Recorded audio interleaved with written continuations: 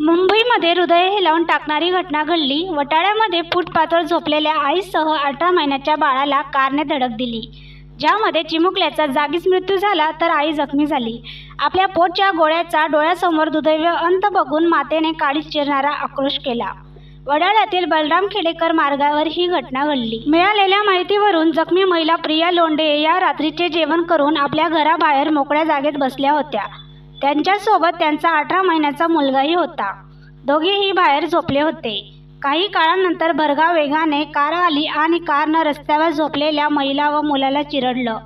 कारनं चिरडल्यानंतर चिमुकल्याचा जागीच मृत्यू झाला, तर महिला गंभीर जखमी झाली. स्थानिक नागरिकांनी धाव घेत महिला आणि मुलाला रुग्णालयात नेलं, मात्र डॉक्टरांनी मुलाला मृत घोषित केलं. या घटनेची माहिती मिळताच पोलिसांनी घटनास्थळी धाव घेतली. महिलेने कार चालकाविरुद्ध पोलीस ठाण्यात तक्रार केली असता किडवाई मार्ग पोलिसांनी तपास करून आरोपीला ताब्यात घेतले.